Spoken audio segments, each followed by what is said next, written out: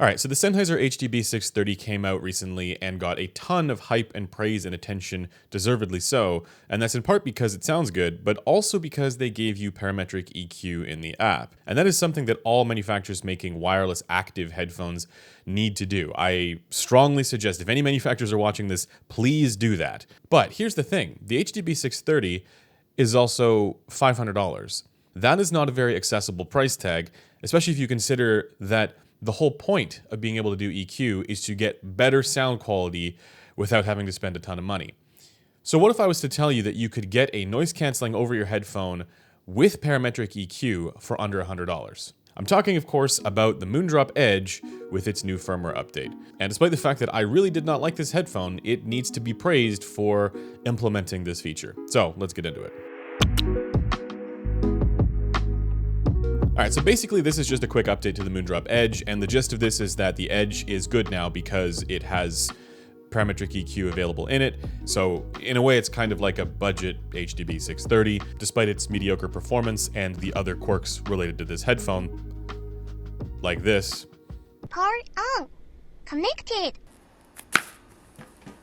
If I'm gonna praise a headphone like the HDB 630 for implementing the most important feature for sound quality, I have to be consistent and praise this headphone for doing the same thing as well, because parametric EQ is the thing that can unlock the sound quality even for headphones that don't sound good out of the gate. So for context, apart from some of the decisions to do with this headphone, there were two main issues with the Moondrop Edge. Number one was the sound quality was particularly shouty and dark sounding, so it had a lot of ear gain up to 3 kilohertz, and it was just very dark for the rest of the treble, leading to a sound signature that's particularly difficult to listen to. It's got that sort of kind of sound going on.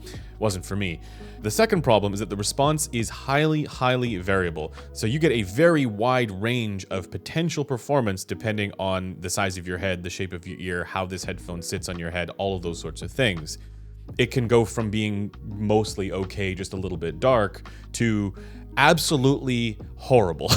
And for me, it was a little bit closer to the latter. And as it happens, earlier this year, I ended up randomly connecting with the folks from Moondrop at Munich High End at a trade show, and I mentioned these issues to them. And at the time, they told me, oh yeah, parametric EQ is just gonna fix all this.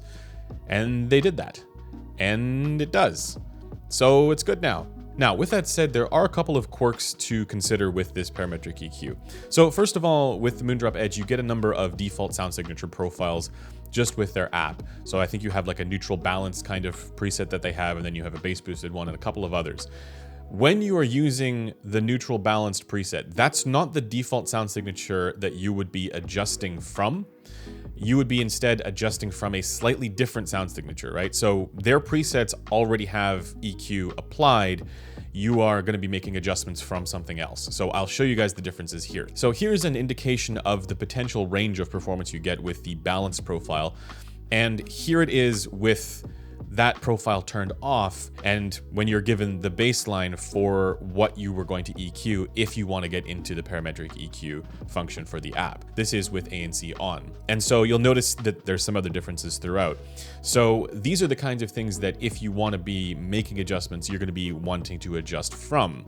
However, again, keep in mind that because the range here is so substantial, you're going to want to also index for how this performs on your own head. So this is going to require a little bit of subjectiveness when it comes to how you make these adjustments, but I'll give you guys an option here for EQ settings that you might want to try out if you do find this headphone to be a bit dark and shouty like I did. And of course, if you didn't find it dark and shouty, then you get to be happy and you don't need to worry about this. But you might have also noticed here, there are some quirks.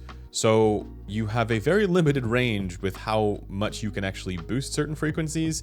And I do think that is just an inherent limitation of this platform. Rather than boosting things, you would want to cut everything else. So this is where you are actually a little bit limited because you only have 5 filters that you can adjust. With traditional parametric EQ, with a program like Equalizer APO, you can just adjust whatever you want, with however many filters you want. But what I suggest doing here is make at least one filter a kind of wideband adjustment and use this as a baseline reduction to be able to give yourself more headroom for the other filters that you want to adjust. This obviously depends a little bit on how granular you feel you need to get.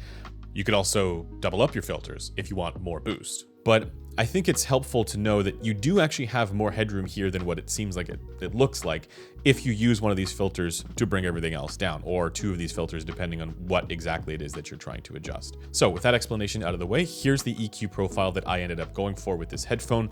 It's still not perfect because, again, I do think that I would prefer to be a little bit more granular and have more filters available to me, but it takes it from a headphone that I just straight up didn't like the sound of at all to one that I feel is genuinely competitive with the other ANC headphones that are out there. The HDB 630 I feel is still a better baseline sound signature, and I feel that I have a little bit more freedom with the HDB 630 to optimize it more. But it has to be said that if you are particularly value conscious and you're trying to maximize the sound quality that you get for your money, the Moondrop Edge should probably be on that short list, provided you are willing to dive into the app and personalize it to your heart's content. And that's basically all that I have to say about the Moondrop Edge and its firmware update. I'll just leave you with this. We're at a point now where this is the kind of competitive advantage that products need to have, right? There's no excuse for new products coming out to not have parametric EQ. And I really hope that this is kind of like a signal to brands out there that, like, this is what we want. And I'm glad that Sennheiser did it with the HDB 630. I'm glad that Moondrop has done it with the Edge now, and now it's time for some of the major players to follow suit. So looking at you, Apple, looking at you, Sony, looking at you, Bose. And I know that I'm just one voice on this topic, and I've been banging that EQ drum for a long time, but I really think this is the kind of thing that can benefit us all. So that's gonna do it for this video. As always, if you guys wanna connect with me, you can do so at my forum thread at forum.headphones.com. I'll leave that linked in the description. You can also chat with me in our Discord, also linked below. And until next time, I'll see you guys later. Bye for now.